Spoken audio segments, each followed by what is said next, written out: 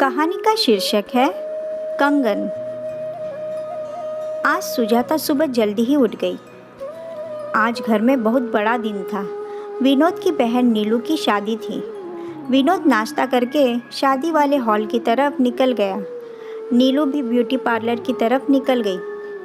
10 बजे तक सबने पहुंचना था तो सुजाता जल्दी जल्दी हाथ चलाने लगी।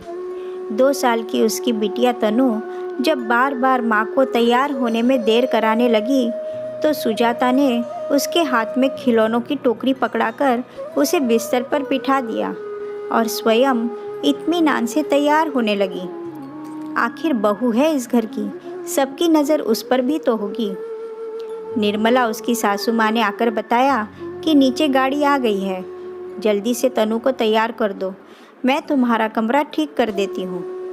सुजाता तनु को तैयार करने में व्यस्त हो गई और निर्मला जल्दी जल्दी बिखरा कमरा समेटने लगी। उठाकर तनु के खिलौनों की टोकरी अलमारी के ऊपर रखी। सुजाता ने तनु को सुंदर सी घाघरा चोली पहनाई और झटपट दोनों गाड़ी में बैठ गई। गाड़ी हॉल की तरफ चल पड़ी। तभी सुजाता का ध्यान अपनी सूनी कलाई पर गया और उसके मुंह में हाय राम, जल्दी जल्दी में कंगन पहनना तो भूल गई। झट से उसने अपनी बाजू साड़ी में छुपा ली। सुजाता कंगन पहनना नहीं बल्कि वो कंगन पहनना भूल गई थी जो सब गहनों में सबसे ज़रूरी थे, जो इस घर की किसी परंपरा को संभाले हुए थे। एक धरोहर की भांति एक बहू से दूसरी बहू के हाथ में थमाए जा रहे थे। यह कब से चला आ रहा था यह तो उसकी सास को भी नहीं पता था। जब वो 4 साल पहले इस घर की बहू बनकर आई तो उसके हाथ में कंगन देते हुए निर्मला ने कहा था, सुजाता इसे संभाल कर रखना और हर तीज त्योहार शादी ब्याह में पहनना। तब विनोद के पापा जी भी साथ खड़े मुस्कुराते हुए बोले थे, हाँ बहू, सास की बात को पल्लू की गांठ में बांध लेना। बहुत ही खुश प्रकृति के व्यक्ति थे। अभी 2 साल पहले एक दुर्घटना में अचानक से परिवार को अकेला छोड़ गए। माँ जी तो बिल्कुल टूट गई थी।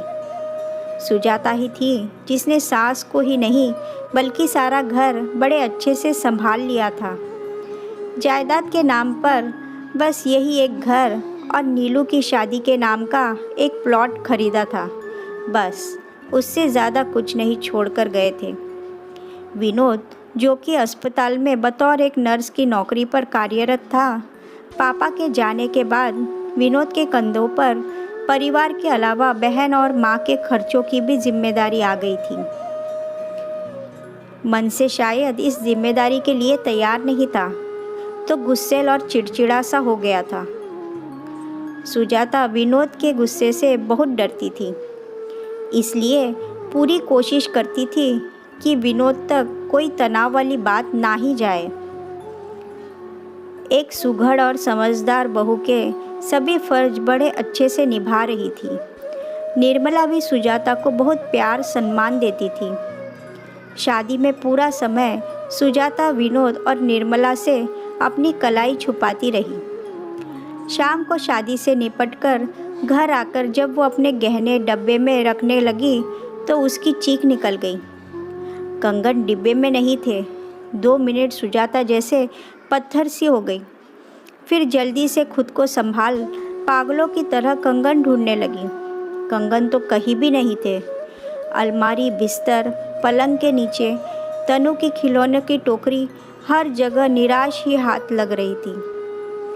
सुजाता ने झट से कमरे का दरवाज़ा बंद किया और फूट फूट कर रोने लगी।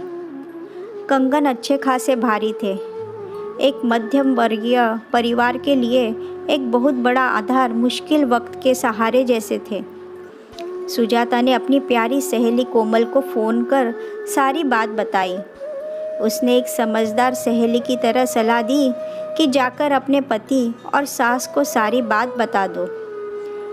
वो सब मिलकर इस समस्या का हल निकाल सकते हैं। सुजाता विनोद को कैसे बताए, वो तो अपने होठों पर उसका जिक्र लाने से भी डर रही थी। मायके जाकर माँ से भी बात की तो माँ ने भी यही सलाह दी। परिवार की धरोहर खोई है तुमने। भले ही इसमें तुम्हारी गलती है या नहीं, लेकिन बताना तुम्हारा फ़र्ज़ है। दिन बीतते गए। राज यह सीने में दफन उसे हर वक्त सालता रहा। शादी ब्याह त्योहारों पर कंगन भारी है, पहनने का मन नहीं कहकर सासू माँ को टालती रही। पति को बताने का कई बार मन भी किया, लेकिन उसके गुस्सा, चीखना, चिल्लाना, घर में क्लेश, ऐसा ख्याल आते ही उसने खुद को रोक लिया। इसी बीच सुजाता घर खर्च से बचने वाले पैसों को जोड़ने लगी। अपनी छोटी छोटी ज़रूरतों को मारने लगी, इच्छाओं को दबाने लगी। यह जानते हुए भी कंगन खरीदने भर की राशि वो कभी जुटा नहीं पाएगी। फिर भी एक आशा से खुद को बांधे वो सालों आगे निकल आई। बिटिया तनु 21 बरस की हो गई तो अपने लिए इंजीनियर लड़का ढूंढ लाई। लड़का ऑस्ट्रेलिया जा रहा था और तनु शादी के बाद उसके साथ जाना चाहती थी। विनोद और सुजाता को घर बार सब अच्छा लगा तो महीने भर में तनु की विदाई की तैयारी शुरू कर दी। शादी के खर्चों के साथ साथ गहनों का भी इंतज़ाम करना था। विनोद इस बड़े खर्चे के लिए अभी तैयार नहीं था। बिटिया ने शादी का फैसला उसकी योजना से कुछ पहले ले लिया था।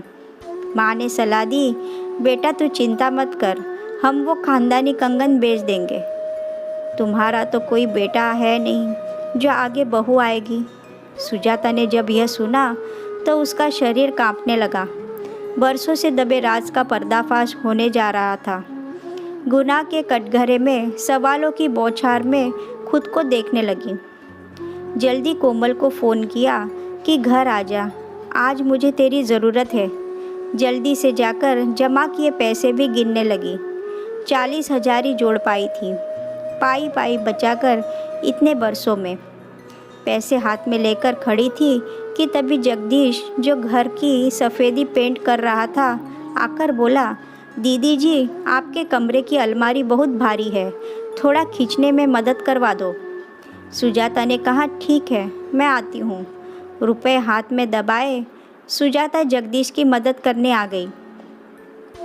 दोनों ने मिलकर जैसे ही अलमारी खिसकाई तो सुजाता के चेहरे पर हल्की सी मुस्कान आई। धूल और जाले से भरे नन्ही तनु के कुछ खिलौने अलमारी के पीछे बीच राह में अटके पड़े थे। शायद वो उस टोकरी से गिरे थे जो अक्सर वो ऊपर रखकर हाथ से धक्का देकर पीछे करते थे। जगदीश ने कहा, दीदी जी आप अपना काम कर लीजिए, यह सब मैं साफ कर लूँगा। सुजाता रुपए उठाकर चलने लगी। जगदीश उठाकर चीज़ें एक तरफ फेंकने लगा। एक ठक की आवाज़ ने सुजाता के पैरों को रोक लिया। यह आवाज़ कहाँ से आई जगदीश? सुजाता ने चौकन्ना होकर पूछा। दीदी जी यह कोई गहनों वाला पाउच है, यहाँ से आई। सुजाता को याद आया, इस पाउच के साथ अक्सर तनु खेलती रहती थी। माँ की तरह कुछ न कुछ उसमें डालती रहती थी। सुजाता ने जैसे ही उस धूल से भरे पाउच को खोला तो आंखें उसकी फटी की फटी रह गई। दोनों कंगन में आज भी वैसी ही चमक थी जो उसने 25 साल पहले देखी थी। कंगन हाथ में थे। सुजाता के विश्वास को यकीन नहीं आ रहा था। 2 साल की तनु जो उसके साथ बैठी खेल रही थी, उसने कब माँ के कंगनों को उठाकर पाउच में डाल दिया और पाउच अलमारी के पीछे कहीं अटका रहा। कभी पीछे ध्यान ही नहीं गया। वो फूट फूट कर रोने लगी। उसका रोना सुनकर सभी भागकर आ गए। विनोद ने जगदीश की तरफ देखा, वो भी निरुत्तर सा देख रहा था। तभी कोमल आ गई और आकर सुजाता के पास बैठकर बोली, क्या हुआ? सुजाता ने उसके हाथ में वो पाउच पकड़ा दिया। कोमल ने जब सारी बात बतानी शुरू की तो विनोद और निर्मला के चेहरे हैरानी से सुजाता को देख रहे थे। निर्मला ने सुजाता को गले लगा लिया और प्यार करते हुए बोली, पति को ना सही मुझे तो बता सकती थी। कब मैंने तुझ में और नीलू में फ़र्क किया? विनोद भी अपने गुस्से की वजह से थोड़ा शर्मिंदा दिख रहा था और सोच रहा था, काश उसने गुस्से के साथ साथ पत्नी को विश्वास भी दिया होता। माँ ने कहा, देख लिया अपने गुस्से का परिणाम। सालों तक बहू भीतर ही भीतर घुटती रही। विनोद ने सुजाता को हाथों से उठाकर खड़ा किया और बोला, चलो अभी बाजार चलते हैं और आज तुम्हारे इन जमा किए पैसों से तुम्हारी दबी सभी इच्छाओं को पूरा करते हैं। सास ने बड़े प्यार से सुजाता के हाथ में वो कंगन पहनाकर उसका माथा चूम लिया।